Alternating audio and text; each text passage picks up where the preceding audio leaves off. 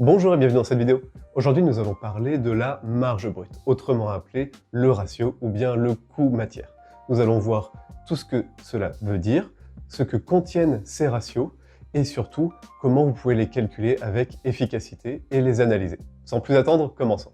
La marge brute est la différence qu'il va y avoir entre votre chiffre d'affaires et ce que vous avez dépensé pour vos matières premières.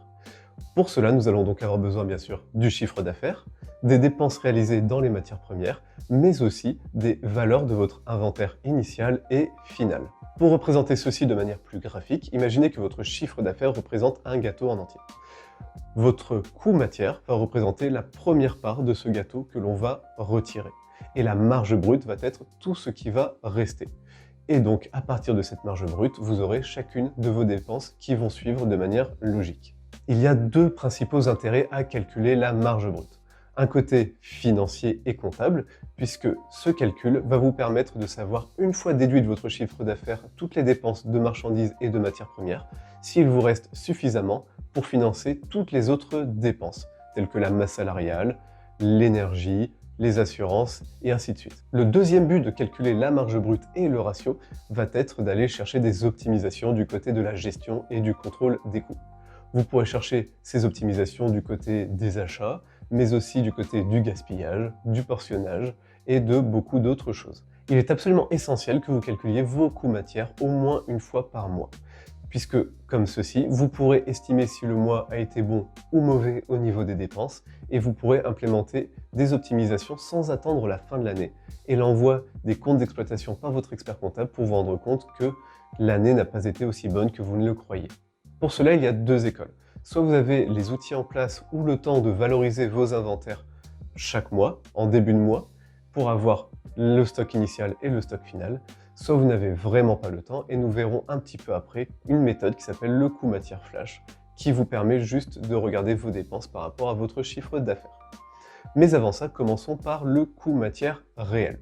Pour calculer le coût matière réel, vous allez prendre votre valeur de stock initiale, auquel vous allez ajouter tous vos achats, moins la valeur de stock finale.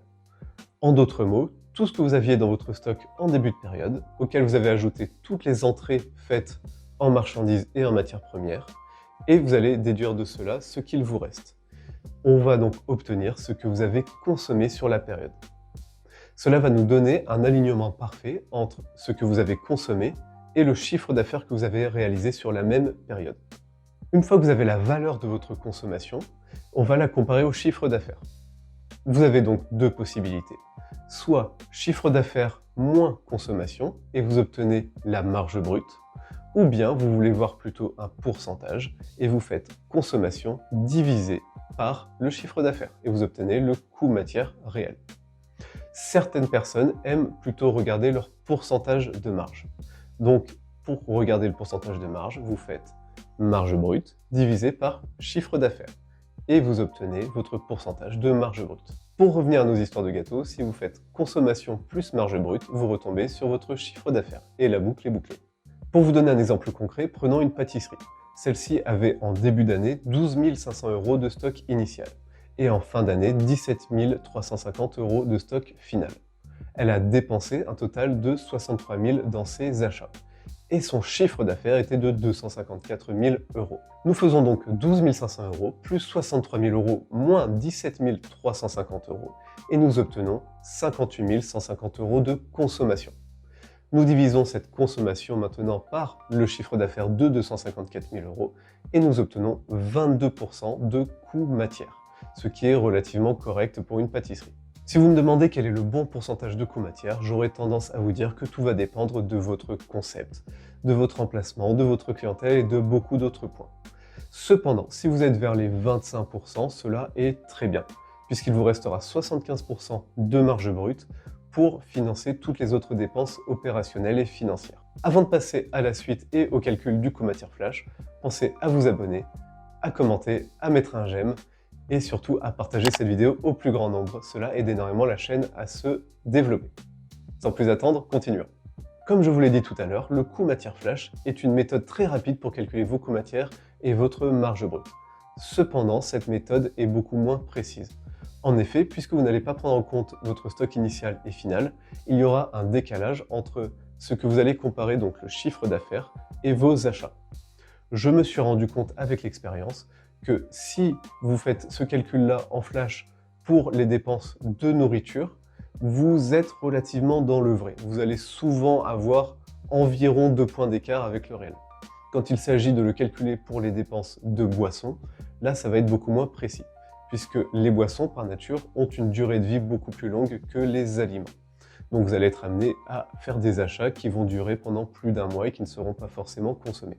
Donc pour calculer ce coût matière flash, vous faites une comparaison entre les achats et le chiffre d'affaires. Pour l'avoir en pourcentage, achat divisé par chiffre d'affaires et vous obtenez le pourcentage de coût matière flash. Si vous voulez le voir plutôt sous forme de marge, vous faites chiffre d'affaires moins les achats de la période et vous obtenez votre marge brute flash. Reprenons maintenant l'exemple de notre pâtisserie. Si vous faites 63 000 € de dépenses en matières premières divisé par 254 000 € de chiffre d'affaires, vous obtenez quelque chose qui avoisine les 25% de coût matière sur la période. Donc la différence qu'il y aura entre le réel et le flash va tenir dans la variation de stock que nous avons calculée tout à l'heure. Donc la différence qu'il y a entre ce qu'il y avait en stock en début de période et en fin de période. Il y a également un troisième coût matière que vous pouvez calculer qui est le coût matière théorique. J'aime beaucoup celui-ci puisqu'il va représenter ce que vous auriez pu faire au mieux sur la période compte tenu de vos coûts d'achat. Pour le calculer, vous aurez besoin pour chacun de vos produits de connaître leur coût matière individuel. Pour ceci, vous avez donc besoin de faire chacune de vos fiches techniques. J'ai des vidéos sur la chaîne si cela vous intéresse. Pour connaître votre consommation théorique, il vous suffira de prendre chacune de vos ventes et de les multiplier par le coût matière de celle-ci. Donc, si vous avez vendu 10 Coca-Cola qui vous ont coûté 80 centimes, vous avez donc un coût matière théorique de 8 € sur le Coca-Cola. Et vous additionnez ainsi chacun de vos produits que vous avez vendus sur la période. Et il vous faudra comparer cette consommation théorique par rapport au chiffre d'affaires. Si nous reprenons l'exemple de la pâtisserie, elle a calculé que sa consommation théorique était de 52 450 €. Ramené au chiffre d'affaires de l'année, cela nous donne un coût matière théorique d'environ 20 à 21%. Et là, vous allez me dire, mais il y a un problème, puisque le coût matière théorique est de 20 à 21%, le coût matière réel est plutôt vers les 22-23%, et le coût matière flash est plutôt vers les 24-25%. Alors, d'où viennent ces écarts? Eh bien, vous pouvez comparer votre coût matière réel avec le théorique et le flash. Cependant, attention, vous ne pouvez pas comparer le flash avec le théorique, vous n'obtiendrez rien de consistant. Si l'on compare le coût matière théorique avec le réel, nous pouvons constater que la pâtisserie a perdu pour environ 6 000 € de consommation.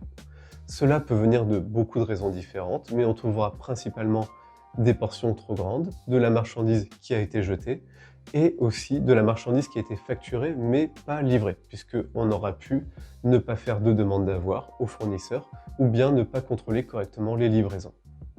Donc cette pâtisserie aurait pu avoir une marge brute plus grande de environ 6 000 €, ce qui aurait pu servir à financer du personnel, du matériel ou aller directement du côté de la profitabilité. Si l'on compare maintenant notre flash avec le réel, nous nous rendons compte qu'il y a environ 5 000 € d'écart, ce qui va correspondre peu ou prou à la différence entre la valeur de stock initiale et finale. Compte tenu du temps que nous avons gagné à ne pas valoriser tout l'inventaire, je dirais que c'est plutôt bien. Cependant, il s'agit là d'un calcul fait sur l'année.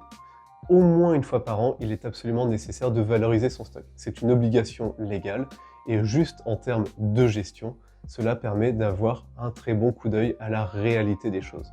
Personnellement, j'aurais plutôt tendance à vous conseiller de faire votre valorisation chaque mois, de manière précise, pour avoir un point sur la réalité et ainsi calculer votre écart avec le coût matière théorique.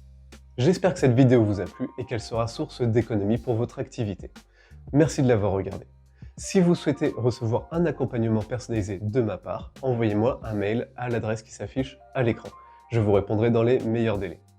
Et sur ce, je vous dis merci et à bientôt. Au revoir.